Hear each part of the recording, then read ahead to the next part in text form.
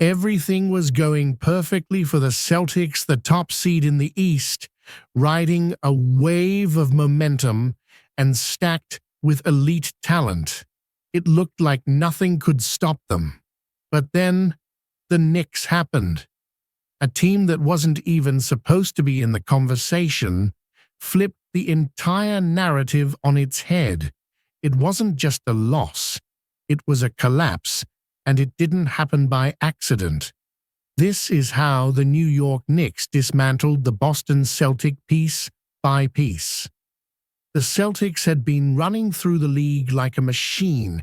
Jason Tatum playing at an MVP level, Jalen Brown giving them another all-star threat, and the supporting cast firing on all cylinders. Their defense was sharp, their offense almost surgical. No one was talking about if they'd reach the finals, only who they'd face when they got there. But in that calm, something was brewing. And it wasn't just in Boston, it was in New York. The Knicks had been building something under the radar. No flashy headlines, no bold predictions, just grit, hustle, and a coach who demanded everything from his players. Tom Thibodeau had this team playing like their lives depended on every possession. While the Celtics were basking in the spotlight, the Knicks were in the shadows, sharpening their weapons. And when they finally met on the court, the shadows swallowed the light. From the very start, the Knicks set the tone. They weren't afraid of Boston's hype. They didn't care about the Celtics' seeding, or the odds, or the stats. What they brought was pressure. Constant, grinding pressure. The kind that doesn't show up in the box score until it's too late. Jalen Brunson didn't just play well, he outplayed Boston's stars. Possession after possession, he cut through the Celtics' defense like a surgeon, not with flash, but with precision. And behind him, a whole team of role players who weren't just playing their roles, they were rewriting them.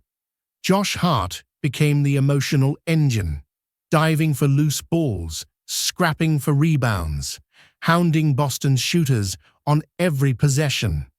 Julius Randle brought muscle and attitude, and R.J. Barrett turned into the version of himself fans had been waiting for. But it wasn't just the Knicks players, it was their approach. They weren't just playing basketball, they were playing psychological warfare. The Celtics thrive when the ball moves and when Tatum and Brown can find their rhythm. But the Knicks disrupted everything.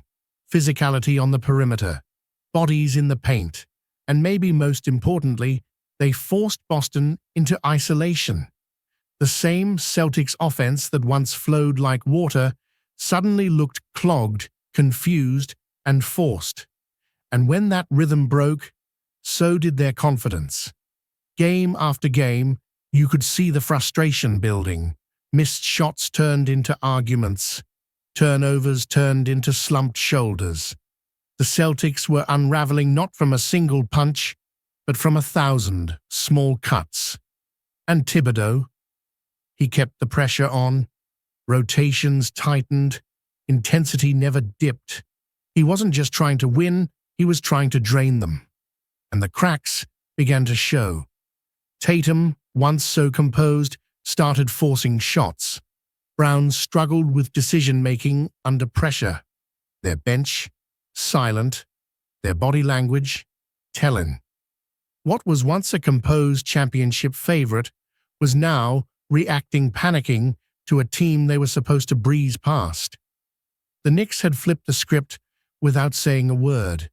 Every possession felt heavier, every mistake felt louder. And the Celtics, for all their talent, had no answer. It wasn't just about who had better players, it was about who wanted it more. And in this series, the Knicks looked like the team with everything to prove, and the Celtics looked like a team with everything to lose. That edge, that hunger, is what turned the tide. And once the Knicks had Boston on their heels, they didn't let up. The media tried to spin it.